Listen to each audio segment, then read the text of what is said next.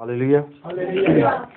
हम खुदा उनकी शुक्रगुजारी करते हैं आज फिर उसके कदमों में आने के लिए, उसके बड़े फजल के लिए जो उसने हम सबों पर किया है कि हम उसकी हजूरी में आए। मेरा दिल खुशी से भरा है इस बात के लिए कि आज हम किसी एक टॉपिक को नहीं बल्कि आज हम एक किताब को शुरू करने वाले हैं। हालेलुया। और वो किताब नए अहदनामा में से पहली किताब है, मत्ती की इंजील। आज उसका हम तारफी हिस्सा देखेंगे, कुछ चीज़ें डिस्कस करेंगे इसके ऊपर।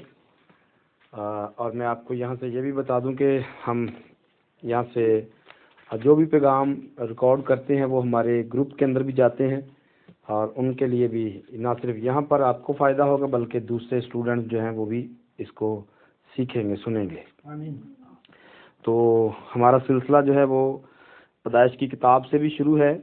उससे पहले हमने 2 तीमुथियुस के जो ख़त हैं वो पढ़े हैं और तीसरे नंबर पर हमारा रसूलों के अमाल की किताब पर सिलसिला जारी सारी है। उस पर हमारे 32 पैगाम जो है वो हो चुके हैं।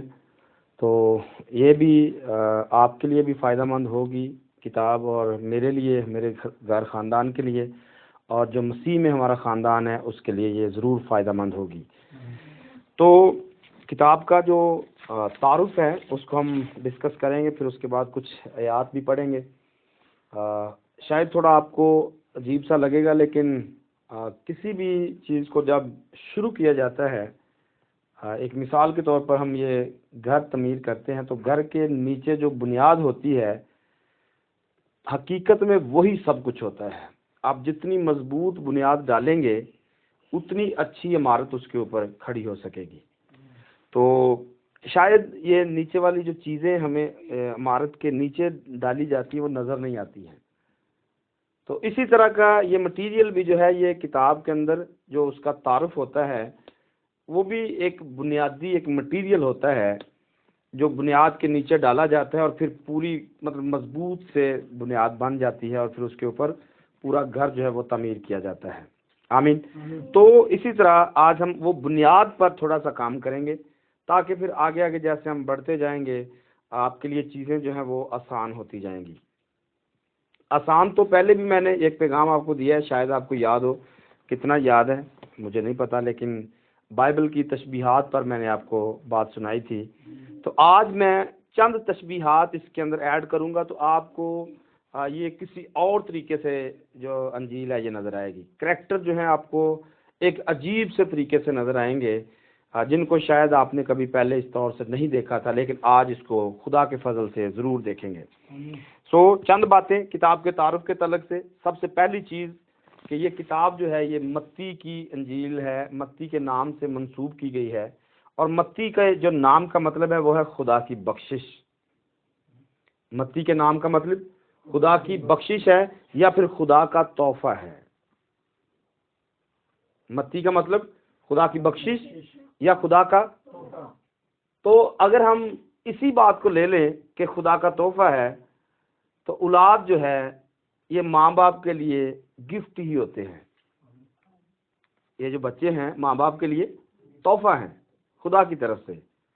तो आप देख सकते हैं कि मैं आप ये खुदा का कलाम ये हमें गिफ्ट के तौर पर मिला है ताकि हम इसको सीखें, समझें और हमेशा की ज़िंदगी को हासिल करें।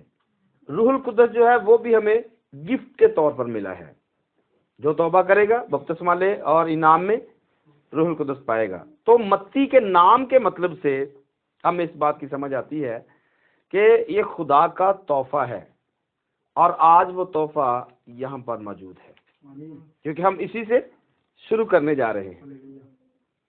आगे इसके ये जो घराने के तलक से, ये लावी के घराने से तलक रखता था और पेशा इसका महसूल लेने वाला था। खुदा यीशु मसीह ने जब शागिर्दों का चुनाव किया है तो ये पेशा मसूल लेने वाला था। तो खुदा यीशु मसीह ने से कहा तू मेरे पीछे आ जा, और फिर ये आ गया है और इसको महसूल लेने वाले को रसूल का लक़ब दे दिया गया है। और फिर ये इसने अगर महसूल लेना छोड़ा है तो इसका नाम ना सिर्फ इस बाइबल के अंदर लिखा गया है, एक किताब इसके नाम से मंसूब है, बल्कि इसका नाम जो है वो नए यरूशलेम के ऊपर भी लिख दिया गया है। आमीन। तो इसको भी तोहफा मिला, मतलब मत्ती को भी महसूल लेने का تحفہ ملا، اور پھر یہ آج تحفے کے وسیلہ سے آج کلام ہم تک آ رہا ہے۔ اگر ہم بھی اس بات کو لے لیں کہ جیسے اس نے اپنی پرانی انسانیت کو چھوڑا ہے، ہم بھی پرانی انسانیت کو چھوڑیں گے، ہم بھی نئے یروشلم کے اندر چلے جائیں گے۔ آمین۔ تو اس کے نام سے یہ بات ہے۔ سن جو ہے اس کا جو لکھنے کا ٹائم پیریڈ ہے وہ تقریباً 60 سے لے کر 65 کے درمیان میں، یعنی کہ یسوع مسیح کے زمین سے جانے کے بعد تقریباً 30 سے 35 سال کے درمیان میں اس کتاب کو لکھا گیا ہے۔ اس کے اندر جو خاص لوگ پائے جاتے ہیں وہ نمبر 1 پر خداوند یسوع مسیح ہیں، پھر دوسرے نمبر پر یوسف ہے، مقدسہ مریم ہے، اور یوحنا بپتسمہ دینے والا ہے، اور مذہبی رہنما ہیں جو اس دور میں خداوند یسوع مسیح کے ساتھ ساتھ چلتے تھے۔ آگے جیسے جیسے ہم کتاب میں جائیں گے یہ سارا گروپ ہمیں آگے ملے گا۔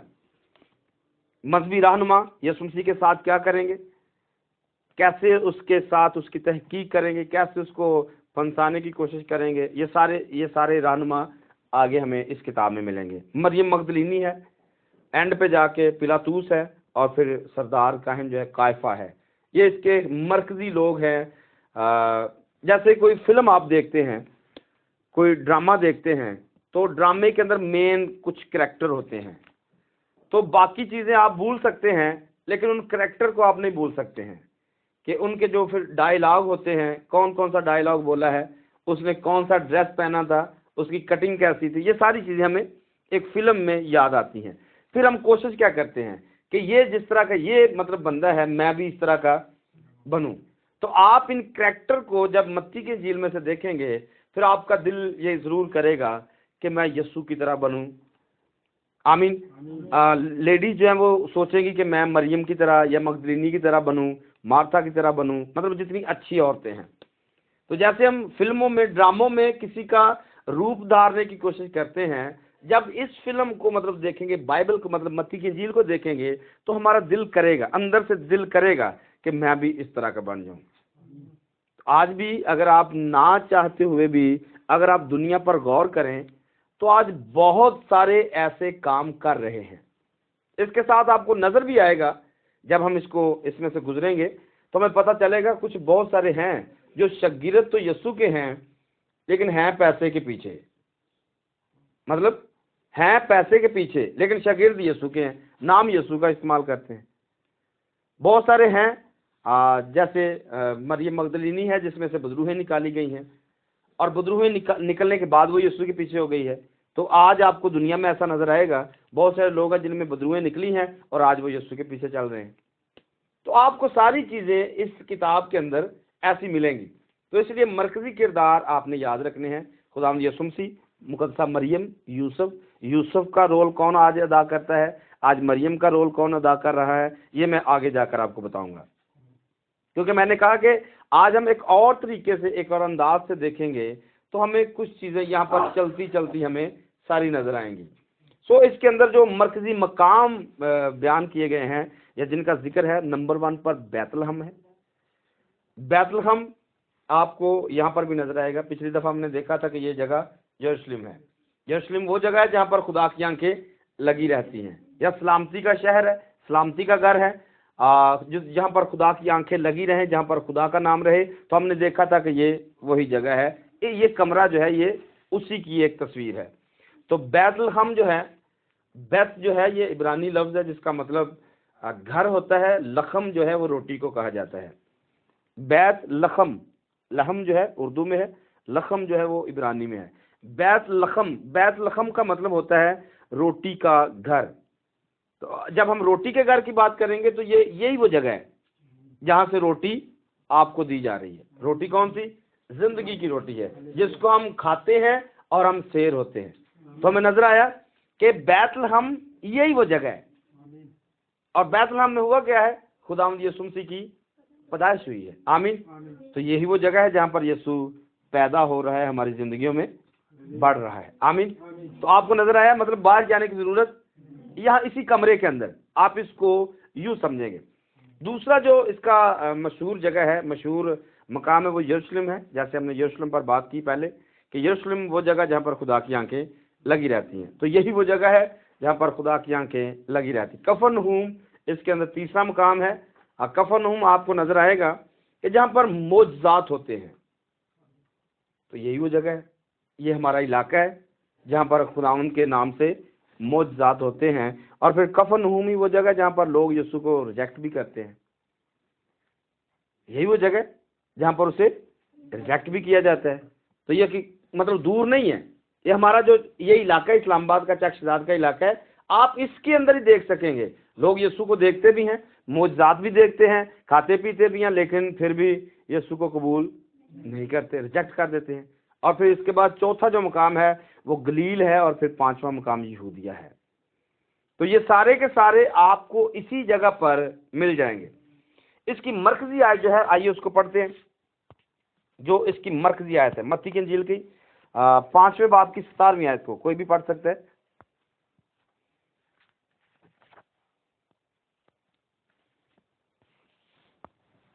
जी पढ़िए, मत्ती की इंजील 5 की 17 आयत। खुदावंद के कलाम में यूं लिखा है, ये ना समझो कि मैं कुरान या नबियों की किताबों को मनसूख करने आया हूँ।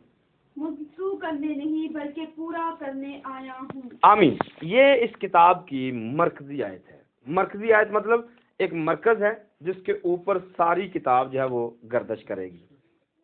खुदा ने यीशु मसीह ने कहा, ये ना समझो कि मैं तौरेत या नबियों की किताबों को मनसूख का मतलब होता है कैंसिल कर देना, खत्म कर देना।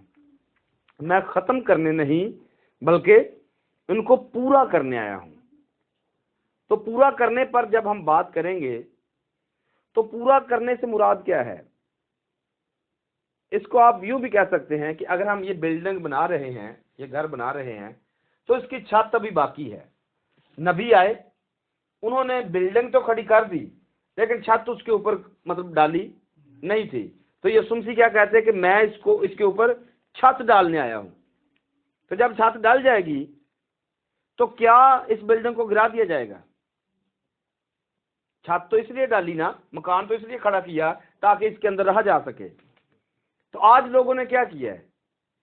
आज लोग जैसे ही ये छत मतलब कमरा तैयार हो गया तो लोगों ने कहा इसको ढा दो, ये काबिल नहीं है।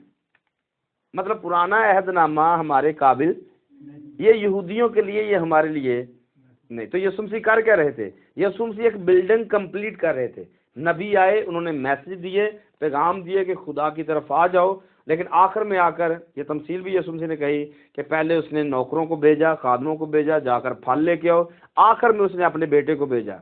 और आगे से उन्होंने क्या किया? बेटे को ही मारो, मिरास हमारी हो जाए। तो ऐसा आज के दौर में भी है, लोग कलाम को रद्द कर देते हैं और कलाम के अलावा मतलब खुद से काम करना चाहते हैं। लेकिन यीशु मसीह कहते हैं मैं किताबों को मनसूख करने नहीं आया हूं बल्कि पूरा करने आया हूं। और मत्ती की अंजील वो अंजील है जिसमें बहुत ज्यादा पुराने अहदनामा की बातें जो है वो रिपीट की गई हैं। तो जब हम आगे बढ़ते जाएंगे आप देखेंगे कि हम पीछे बार बार हम पीछे जाएंगे। ईसाया की किताब में जाएंगे, पैदाइश की किताब में जाएंगे, यिर्मयाह की किताब में जाएंगे, मीका की किताब में जाएंगे। जितनी किताबें पीछे हैं हम उन सब में से हवाले देखेंगे, क्योंकि मत्ती की अंजील के अंदर बहुत ज्यादा जो है वो पुराने अहदनामे के हवाला जात जो है वो बयान किए गए हैं। सो इस किताब के अंदर टोटल 28 जो है अबवाब हैं और 1071 इसकी टोटल आयात हैं इस किताब के अंदर, मत्ती की अंजील के अंदर। इस किताब का जो खास मकसद है लिखने का, वो आपने याद रखना है कि ये किताब खास तौर पर यहूदियों के लिए लिखी गई है। हमारे लिए तो है ही है, हम जैसे रूहानी मतलब मैंने आपको बताए हैं, लेकिन ये खास जो है वो यहूदियों के लिए लिखी गई है। और यहूदियों को ये बताने के लिए, ये सिखाने के लिए कि यीशु मसीह ही हकीकी मसीहा है, जिसको आप तलाश कर रहे थे, जिसको आप देख रहे थे, जिसका इंतजार कर रहे थे, वो आ चुका है। इसीलिए इस किताब के अंदर यीशु मसीह को यहूदियों का बादशाह करार दिया गया है। और फिर जब हम इसके निस्बनामे को पढ़ेंगे तो निस्बनामे का मतलब भी शायद बहुत सारे लोगों को इसका इल्म है, नहीं भी है कि ये निस्बनामा मतलब क्यों शुरू किया गया है। यस्सु से इसको शुरू किया गया है, इब्ने दाऊद इब्ने अब्राहम तक इसको दिखाया गया है कि ये शुरू कहाँ से होती है, इसकी बुनियाद कहाँ से डाली गई है। तो इसके अंदर इस किताब का मकसद کہ یسوع مسیح حقیقی بادشاہ ہے اور وہ یہودیوں کا بادشاہ ہے، جس کا انتظار تھا وہ مسیح آ چکا ہے، اس لیے یہ کتاب لکھی گئی ہے۔ اور پھر اس انجیل کے اندر یسوع مسیح کے بادشاہ ہونے کے بارے میں، خدا کی حقیقی بادشاہی کے بارے میں بھی بتایا گیا ہے، اور آگے جا کر ہم دیکھیں گے یسوع مسیح شروع کریں گے توبہ کرو کیونکہ خدا کی آسمان کی بادشاہی نزدیک آ گئی ہے۔ اور اس کتاب کا جو مین خاص مقصد ہے یسوع کے بادشاہ ہونے کے علاوہ، دوسرا جو اس کا مضمون ہے وہ خدا کی بادشاہی ہے، کہ خدا کی بادشاہی جو ہے وہ تمہارے درمیان میں آ چکی ہے۔ اسی کتاب میں دعائے ربانی بھی سکھائی جائے گی، اور اس کو بھی ہم جب دیکھیں گے تو ضرور سیکھیں گے کہ وہاں پر لکھا کیا ہے اور ہم اس کے ساتھ کرتے کیا ہیں۔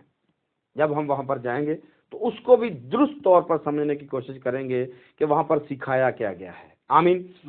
اس کتاب کے اندر جو خاص لوگ ہیں، آپ نے ان کو تلاش کرنا ہے۔ آج کے دور میں آج اس کو تلاش کر سکتے ہیں۔ نمبر 1 پر خداوند یسوع مسیح کی مقدسہ ماں مریم ہے، مریم کا شوہر یوسف ہے، اور پھر آگے مجوسی ہیں۔ مجوسیوں کا ایک بڑا کریکٹر مطلب اس کتاب کے اندر موجود ہے۔ ابھی تھوڑی دیر میں اس کو بھی ہم دیکھیں گے کہ مجوسی کون ہیں، مجوسی کرنا کیا چاہتے ہیں، آج کے دور میں وہ مجوسی کہاں پر ہیں۔ اگلا اس کے اندر ہیرودیس بادشاہ ہے، یوحنا استباغی ہے، اور پھر جو معجزات خاص ہوئے ہیں وہ 2 اندھوں کے بارے میں ہوئے ہیں کہ 2 اندھوں کو آنکھیں دی گئی ہیں، اور پھر اس کے ساتھ ساتھ ایک قاضی کا ذکر ہے، 10 کنواریوں کا ذکر ہے، اور یسوع مسیح کی آزمائش کا ذکر ہے کہ یسوع مسیح کو آزمایا گیا ہے۔ اس کے اندر، اس کتاب کے اندر اس کا پورا جو قصہ ہے وہ بیان کیا گیا ہے۔ اس کے ساتھ ساتھ کیونکہ اناجیل 4 ہیں، ایک انجیل نہیں ہے۔ انجیل اپنے آپ میں تو ایک ہی ہے، انجیل جو ہے اس کا مطلب خوشخبری ہے، لیکن اس کو 4 لوگوں نے لکھا ہے۔ 4 لوگ مطلب متی، مرکز، لوکا اور یوحنا۔ ان چاروں میں 2 جو ہیں وہ رسول ہیں اور 2 جو ہیں وہ رسول نہیں ہیں۔ نمبر 1 پر متی جو ہے وہ رسول ہیں اور مرکز جو ہے وہ رسول نہیں ہے، لوکا رسول نہیں ہے، یوحنا جو ہے وہ رسول ہیں۔ تو یہ بات بھی آپ نے یاد رکھنی ہے کہ متی اور یوحنا یہ دونوں رسول ہیں، اور مرکز اور لوکا یہ رسول نہیں ہے۔ مرکز جو ہے یہ برناباس کا بھائی ہے رشتے کے اندر، اور پھر مرکز جو ہے یہ پترس کا شاگرد ہے۔ مرکز پترس کا شاگرد ہے، اور لوکا جو ہے یہ پیشے کے اعتبار سے طبیب ہے، ڈاکٹر ہے یا حکیم ہے، اور پھر اس کے ساتھ ساتھ یہ پولوس رسول کا شاگرد ہے۔ لوکا نے لوکا کی انجیل بھی لکھی ہے اور رسولوں کے اعمال بھی لکھے ہیں، 2 کتابیں لکھی ہیں، لیکن یوحنا جو ہے اس نے 5 کتابیں لکھی ہیں، 3 خطوط لکھے، 1 انجیل لکھی، اور پھر 1 جو ہے وہ مکاشفہ کی کتاب لکھی ہے۔ تو اپنے آپ میں اس نے 5 کتابیں لکھی ہیں۔ تو 5 فضل کا عدد ہے، اور یوحنا کے وسیلہ سے خدا نے یہ کیا ہے۔ متی کی 1 ہی کتاب ہے جس کو ہم نے شروع کیا ہے، لیکن اس کے ساتھ ساتھ 4 اناجیل کا ایک الگ سے ایک اور مطلب بھی ہے، کیونکہ خدا نے 4 جاندار جو ہیں یہ آسمان پر دکھائے ہیں۔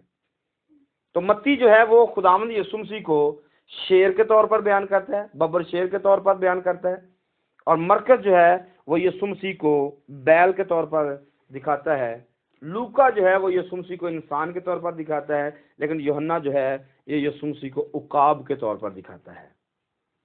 جب آپ اس کو پڑھیں گے، سیکھیں گے، تو آپ کو ضرور یسوع مسیح شیر کی طرح یہودا کے قبیلے کا شیر ببر نظر آئے گا اس یہودا کی کتاب کے اندر، یہودیوں کی جو کتاب لکھی گئی ہے متی کی انجیل، اس کے اندر۔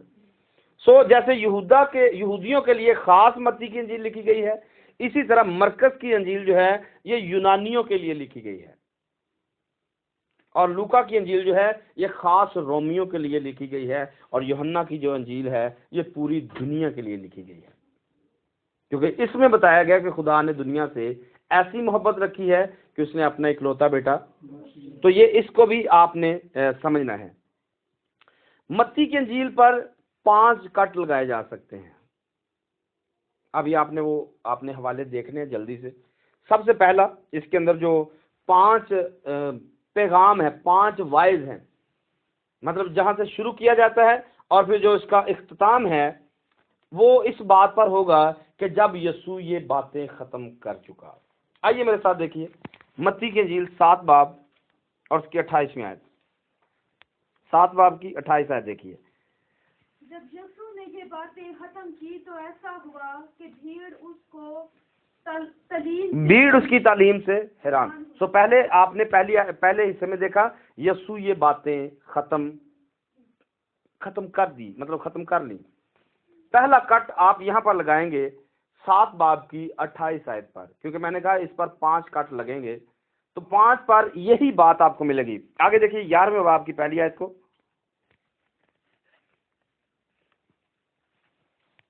جب یسوع اپنے شاگردوں کو حکم دے چکا تو ایسا ہوا کہ وہاں سے چلا گیا تاکہ ان کے شہروں میں تعلیم دے اور منادی کرے۔ آمین۔ تو یہاں پر بھی آپ نے دیکھا ہے کہ 12 شاگردوں کو حکم دے چکا، مطلب وہاں پر باتیں کمپلیٹ ہو گئی ہیں، یہاں پر حکم کمپلیٹ ہو گیا۔ آگے دیکھیے 13ویں باب میں، 13ویں باب کی آپ 53 آیت کو دیکھیے۔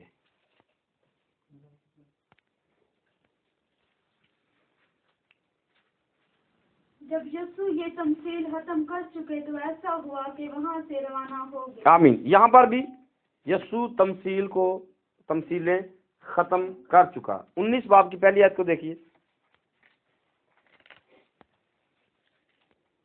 جب یسوع یہ باتیں ختم کر چکا تو ایسا ہوا کہ گلیل سے روانہ ہو کر یردن کے پاس یہودا کی سرحدوں میں آیا۔ آمین۔ سو آپ نے یہاں پر بھی دیکھا ہے کہ یسوع باتیں ختم کر چکا۔ 26 باب کی پہلی آیت کو دیکھیے۔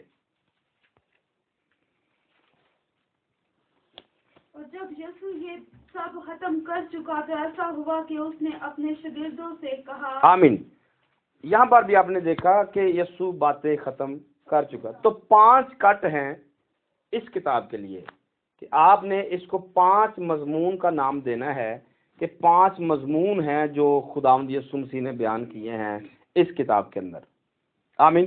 سو اس کو جو پہلا جو حصہ ہے وہ 5 باب سے 7 باب کے درمیان میں ہے۔ آپ اس کو نوٹ کر سکتے ہیں۔ اس کو بادشاہی کے قوانین کہا گیا ہے۔ 5 باب سے لے کر 7 باب کے درمیان اسے بادشاہی کے قوانین کہا گیا ہے۔ پھر 10 باب سے 5ویں آیت سے لے کر 42ویں آیت تک بادشاہی کی منادی کا اس کے اندر بتایا گیا ہے۔ نمبر 3 پر 13ویں باب میں 3 آیت سے لے کر 52 آیت تک بادشاہی کی ترقی کے بارے میں مضمون ہے، اور نمبر 4 پر 18ویں باب کی 3 آیت سے لے کر 35ویں آیت تک بادشاہی کی رفاقت کا مضمون بیان کیا گیا ہے، اور پھر نمبر 5 پر 24 اور 25ویں باب میں بادشاہی کی تکمیل بتائی گئی ہے کہ اس کتاب کے اندر بادشاہی کی تکمیل کیسے ہوئی ہے۔ اس کتاب کے اندر جو خاص آیات ہیں آپ ان کو بھی دیکھ لیجئے۔ پہلے باب کی 21 آیت کو دیکھیے، متی کی انجیل پہلے باب کی 21ویں آیت۔ یہ خاص آیات ہیں، اہم آیات ہیں اس کتاب کے اندر۔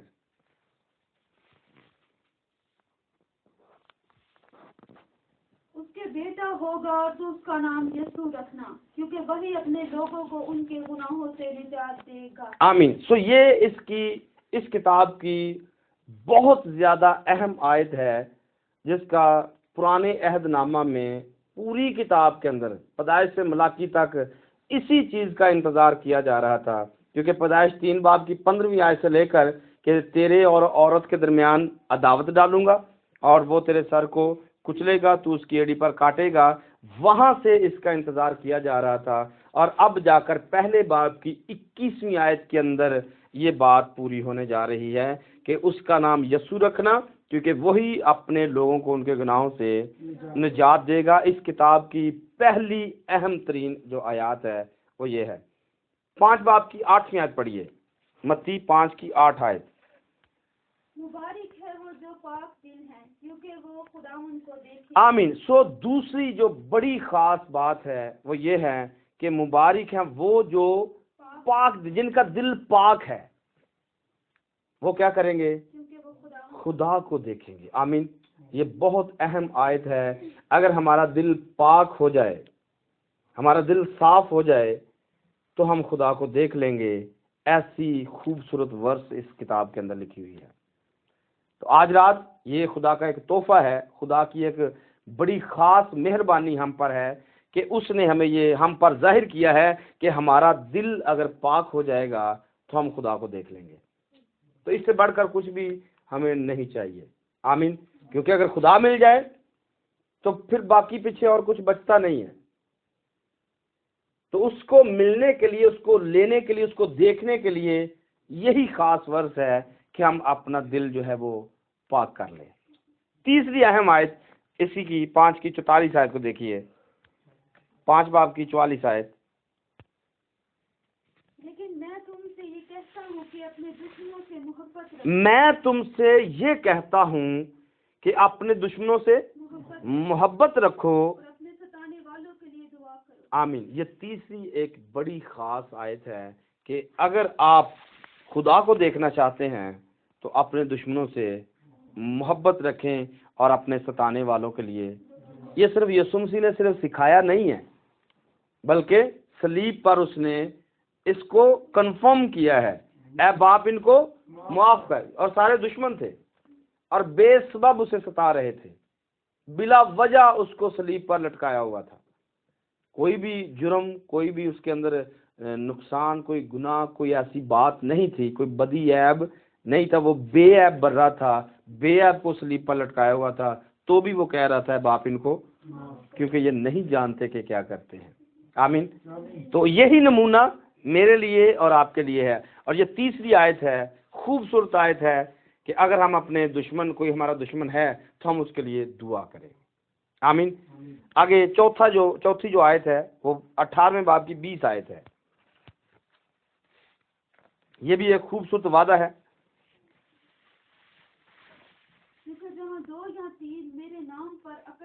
کیونکہ جہاں 2 یا 3 میرے نام پر اکٹھے ہیں وہاں میں ان کے. کیسی خوشی کی بات ہے، کیسی اچھی بات ہے کہ یہاں پر ہم 2-3 نہیں ہیں بلکہ ہم زیادہ ہیں.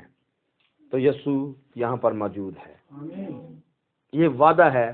یہ اس کتاب کی چوتھی خاص ورث ہے.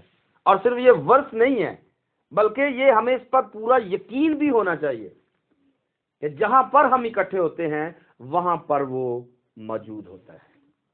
آمین. 5ویں اس کی جو خاص آیت ہے 21 باب کی 22 آیت ہے. متی 21 باب کی 22 آیت. جو کچھ دعا میں ایمان کے ساتھ مانگو گے وہ سب تم کو ملے گا. جو کچھ دعا میں ایمان کے ساتھ مانگو گے وہ سب تم کو مل جائے گا. آمین. یہ اس کتاب کی بہت ہی، باقی بھی ساری سندر آیات ہیں، لیکن انسان ہوتے ہوئے ہمارے پاس یہ پورا ایک چانس ہے کہ اگر ہم ایمان رکھتے ہوئے کچھ بھی مانگیں گے، مطلب کچھ کا مطلب جو مرضی، اور وہ مجبور ہے اس بات پر کہ وہ دے گا، کیونکہ اس نے ایسا کہہ دیا ہے. اور جب کہہ دیا ہے تو وہ کوئی انسان نہیں ہے کہ وہ اپنی بات کہہ کے مکر جائے. ایسا وہ مکرنے والا نہیں ہے. اس نے کہہ دیا جو کچھ مانگو گے وہ سب تم کو ملے گا. انکار نہیں ہے. صرف ہم میں کوئی پرابلم ہے اور وہ یہ ہے کہ ہم میں ایمان ہوگا تو ہوگا. بیچ میں صرف اس نے ایمان رکھا ہے. اور جو کچھ دعا میں ایمان کے ساتھ مانگو گے، تو ایمان ہم نے رکھنا ہے، دینا اس نے ہے. آپ جس بات پر بھی ایمان رکھ لیں گے اس کو دینا ہی پڑے گا. تو آج رات ہم نے یہ 5ویں آیت ہے جو اس کتاب کی خاص سپر ہٹ آیت ہے، جو ہمارے پاس ایک چانس ہے ہم ایمان رکھیں اور وہ ایمان رکھ کے جو بھی مانگ لیں. کیا مانگ سکتے ہیں؟ بڑی سے بڑی چیز مانگ سکتے ہیں، وہ رکاوٹ نہیں ڈالے گا. کچھ بھی مانگ لیں وہ دے گا، لیکن ہماری طرف سے صرف شرط یہ ہے ہمارے لیے ایمان رکھنا ہے. یائر کی بیٹی کو آپ نے دیکھا، یسوع مسیح جا رہے تھے سفر کرتے کرتے یائر کی بیٹی کو زندہ کرنے کے لیے، بلکہ شفا دینے کے لیے. ابھی وہ مری نہیں تھی. تو رستے میں ایک اور عورت ملتی ہے 12 برس کی. تو وہ ایمان سے، مطلب اسے ہاتھ لگاتی ہے تو وہ شفا پا جاتی ہے. تو ابھی یہ سلسلہ جاری تھا. تو ایک بندہ آتا ہے، سردار کائن کو بتاتا ہے کہ پادری صاحب ابھی یسوع کو بلانے کی ضرورت نہیں ہے، کیونکہ آج کے زمانے میں اسے پادری کہیں گے، کیونکہ وہ اپنے عبادت خانہ کا سردار تھا۔ تو آج کے زمانے میں وہ پادری، اور وہ عبادت خانہ سے کوئی ڈیکن آیا ہے بتانے کے لیے پادری صاحب یسوع کو رہنے دے، ابھی بیٹی مر گئی ہے۔ تو لکھا ہے یسوع نے اس کی طرف اس کی بات پر توجہ نہ کر کے کہا میری بات سن، فقط اعتقاد رکھ، سب کچھ ممکن ہے۔ یہ ایمان ہے کہ بیٹی مری ہوئی کو وہ یسوع کہتا ہے صرف اعتقاد کر، مرا جی اٹھے گا۔ تو اس کتاب کے اندر یہ ایک سپر ہٹ مطلب ورس ہے، اگر ہم اس کو اپنی زندگی میں لے لیں گے تو ہم جو چاہیں گے وہ حاصل کر لیں گے۔ بائبل مطلب اس بات کی گواہ ہے کہ جہاں جہاں پر لوگوں نے ایمان کے ساتھ مانگا ہے تو خدا نے اسے دیا ہے۔ سلیمان نے خدا سے حکمت مانگی ہے، اس کو خدا نے حکمت دی ہے۔ ہمارا خدا تو وہ ہے جو مانگے بھی نہ تو بھی وہ دے دیتا ہے، کیونکہ لکھا ہے نا مانگنے سے پہلے وہ جانتا ہے کہ ہم کن چیزوں کے محتاج ہیں۔ تو اگر وہ مانگنے سے پیشتر دے دیتا ہے تو جب مانگیں گے تو پھر وہ کیوں نہ دے گا، کیونکہ اس نے کہا ہے کہ مانگو گے تو دیا جائے گا۔ سو اس کتاب کا جو سب سے خاص مضمون ہے وہ خدا کی بادشاہی ہے۔ وہ میں پہلے آپ کو بتا چکا ہوں کہ اس کتاب کا جو خاص مضمون ہے وہ خدا کی بادشاہی ہے۔ آئیے دیکھیے متی کی انجیل سے ایک چند میں باتیں کر کے پہلے باب سے اس کو آج کے پیغام کو ہم کلوز کریں گے۔ پہلی آیت سے اس کو ہم پڑھیں گے، پہلی آیت اس کو پڑھنی ہے۔ یسوع مسیح ابن داؤد ابن ابراہیم کا نسب نامہ۔ آمین۔ یسوع مسیح ابن داؤد ابن ابراہیم کا نسب نامہ۔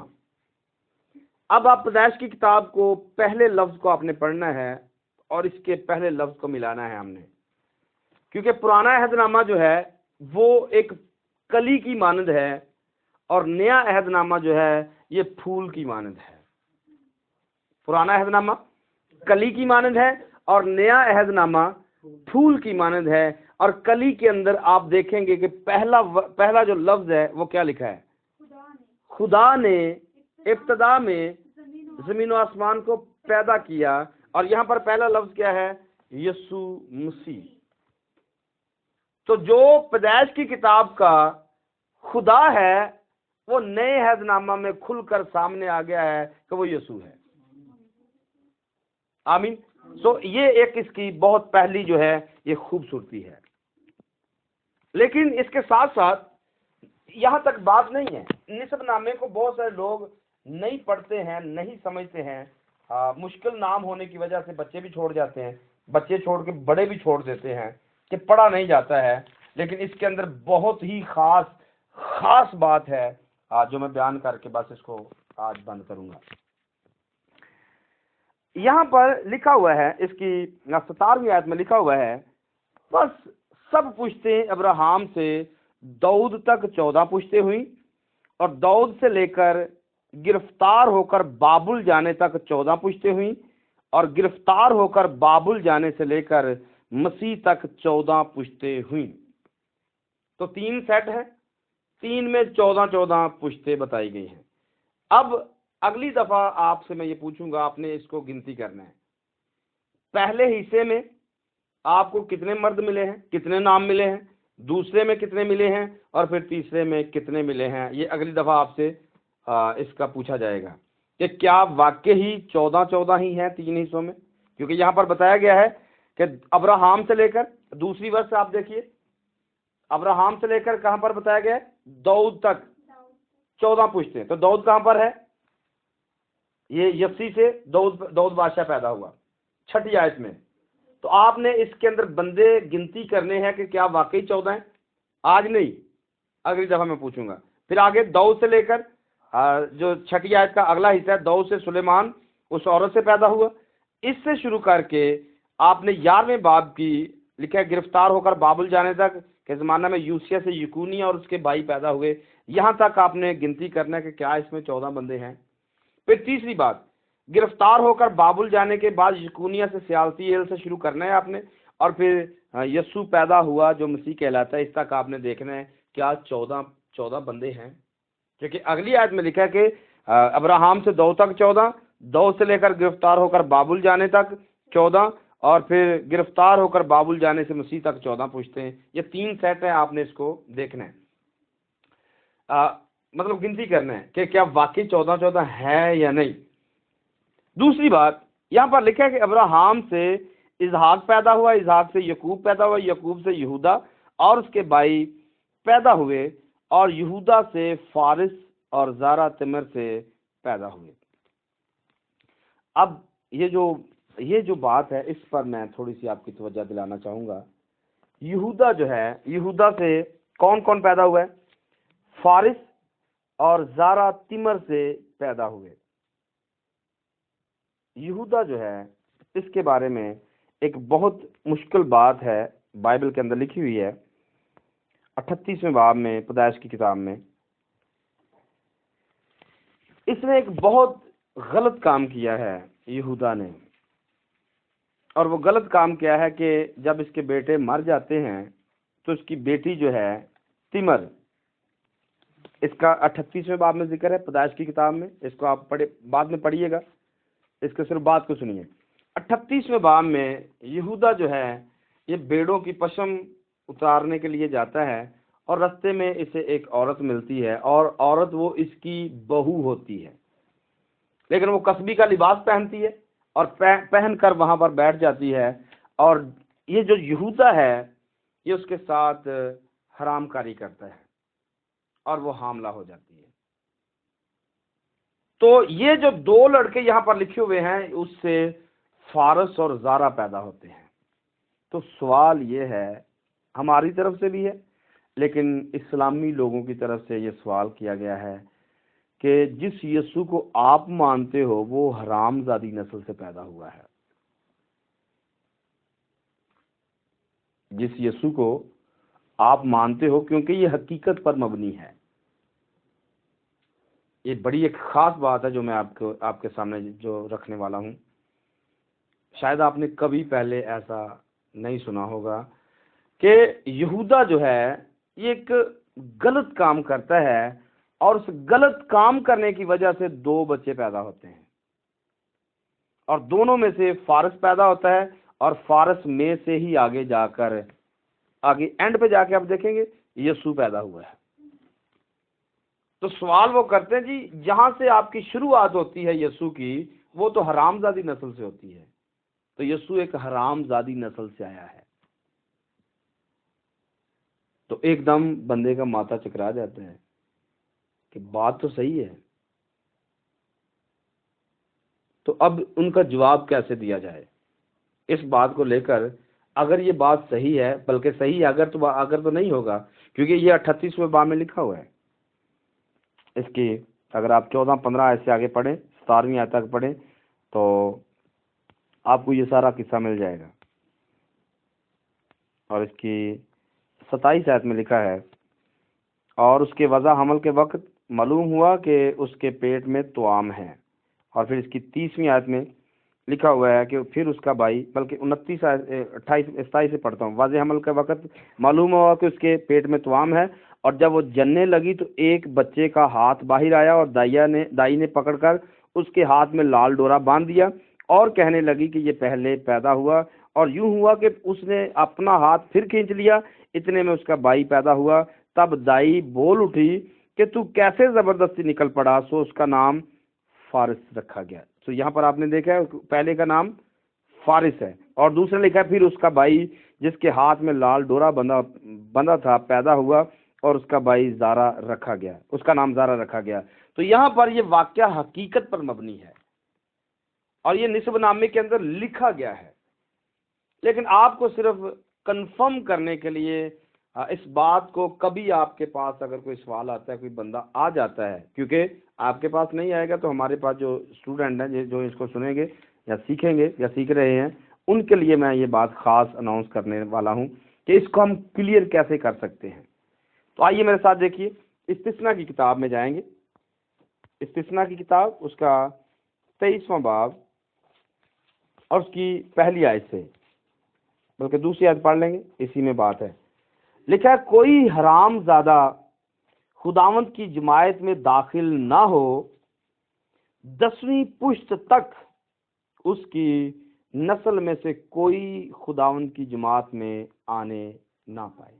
ऐसा ही लिखा है ना कि कोई हरामजादा खुदावंद की जमात में दाखिल ना हो। तो अगर हम फारिस और ज़ारा को देखेंगे तो ये हलाल ज़ादे नहीं है, क्योंकि ऐसा हमने पीछे 38 बाब में पढ़ा है। लेकिन यहाँ पर जो कानून खुदा ने दिया है इस्तिस्ना की किताब के अंदर, कानून ये कहता है कोई हरामजादा खुदावंद की जमात में दाखिल ना हो 10वीं पुश्त तक। आगे एक ब्रेक लगाई गई है कि कहाँ तक नहीं आ सकते, 10वीं पुश्त तक उसकी नस्ल में से कोई खुदावंद की जमात में आने ना पाए। तो ये वो बात है जहां से हम इस बात को कंफर्म करेंगे, क्लियर करेंगे कि क्या यीशु मसीह हलाल ज़ादी नस्ल से हैं या हराम ज़ादी नस्ल से हैं। क्योंकि लोगों ने सवाल तो किया है लेकिन इसका अगला जवाब शायद वो भूल चुके हैं जो कि बाइबल में लिखा है। तो आइए मेरे साथ देखिए इसी निस्बनामे को देखेंगे, क्योंकि यहाँ पर कानून क्या है कि 10वीं पुश्त तक कोई भी नहीं आएगा। तो नंबर 1 पर कौन है? यहूदा है, और इससे आगे बढ़ेंगे। यहूदा के बाद कौन है? फारिस। आगे कौन है? ज़ारा। कितने हो जाएंगे जी, गिनती कीजिए। नंबर 1 पर यहूदा है, और आगे फारिस है, आगे ज़ारा है, आगे नहीं, फारिस को छोड़ेंगे, हसरून है, हसरून से आगे राम है, राम से आगे अमीनदाब है, अमीनदाब से नहसून है, और नहसून के बाद आगे सलमून है, सलमून के बाद आगे क्या है? बोयज है, और बोयज से उबैद है, उबैद से आगे यस्सी है, यस्सी के बाद आगे जाकर दाऊद है। कितने हुए? किसने गिना है?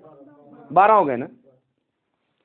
लेकिन इसको हमने ज़ारा को बीच से कैंसिल करना है, क्योंकि ज़ारा को छोड़ दिया जाएगा, क्योंकि फारिस आएगा ना। फारिस से जाकर आगे हसरून लिखा है।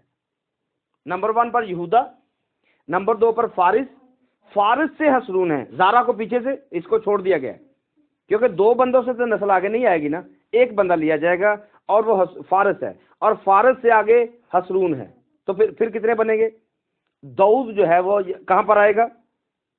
दाऊद 11वें नंबर पर आएगा। यस्सी 10वें नंबर पर है, और यस्सी के बाद दाऊद जो है वो 11वें नंबर पर आएगा। तो पीछे जो 10 हैं ये क्या है? हरामजादी नस्ल से कोई भी खुदा की हजूरी में जा नहीं सका है, ना जा सकता है। आज आप पर यह बात भी जाहिर होगी कि जब कौम बनी इसराइल आ रहे थे या अपने मुल्क में आए, तो उन्होंने कहा जी हमें एक बादशाह चाहिए, हमें एक बादशाह चाहिए। तो बादशाह तो खुदा देना चाहता था इनको, लेकिन खुदा अपने टाइम पीरियड के मुताबिक देना चाहता था। लेकिन उन्होंने खुद से बादशाह मांगा, और खुदा ने दिया कहां से? बनियामीन के कबीला से, और कहा कि वो तुम्हारी तबीयत सेट कर लेगा अगर तुम्हें चाहिए। तो ऐसा किया उसने, बिन्यामीन ने, कि लोग उससे तंग आ गए थे। साउल ने 40 साल तक हुकूमत की, और 40 सालों में आखिरकार क्या हुआ कि खुदा ने इसको रिजेक्ट कर दिया। तो फिर खुदा ने एक ऐलान किया कि दाऊद मेरे दिल के मुआफिक मुझे मिल गया है। आमीन। ये क्यों कहा? क्योंकि अब 10वीं पुश्त खत्म हो चुकी थी और 11वीं पुश्त का आगाज हो चुका था, और वो दाऊद था।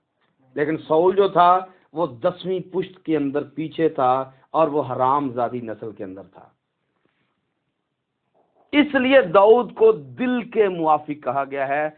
दाऊद मेरे दिल के मुआफिक है, और फिर जाकर दाऊद जो है ये खुदावंद यीशु मसीह की तस्वीर बनता है। पीछे आप साउल को नहीं देखेंगे कि वो यीशु की तस्वीर है। उसकी वजह क्या थी कि पीछे नस्ल अभी प्रॉब्लम वाली चल रही थी, और आगे जाकर जो 11वां बंदा है वो दाऊद है, जो खुदा के दिल के मुआफिक है। और इस नस्बनामे को लिखने का खास मकसद ये था ताकि ये दिखाया जा सके कि यीशु मसीह कैसे इस दुनिया में आता है। आमीन। तो आज इसको डिस्कस करने का मतलब भी ये है ताकि हम भी इसको دیکھ پائیں، سمجھ پائیں کہ یہ بائبل کے اندر پہلے حصہ میں نسب نامہ کیوں ہے۔ اس کی دو چیزیں دکھائی گئی ہیں۔ نمبر 1 پر کہ یہ دکھایا گیا ہے کہ یسوع پیدا کہاں سے ہوا ہے، کون سی نسل سے آیا ہے، اور اس کے ساتھ ساتھ پھر فارس اور حسرون کے قصے کو کلیئر کیا جائے تاکہ دکھایا جا سکے کہ 10 پشتیں پیچھے گزر چکی تھی اور 11ویں پشت آگے داؤد سے شروع ہوتی ہے، اور داؤد کی نسل سے پھر جا کر یہودیوں سے جا کر پھر آگے یسوع مسیح یہودیوں کا بادشاہ پیدا ہوتا ہے۔ آمین۔ سو آج کے لیے اس کو یہاں پر ہی اینڈ کریں گے۔ خدا اس کلام کے وسیلے مجھے اور آپ کو برکت بخشے، اور خدا نے چاہا تو پھر اگلی دفعہ ہم اس سے آگے بڑھیں گے۔ آمین۔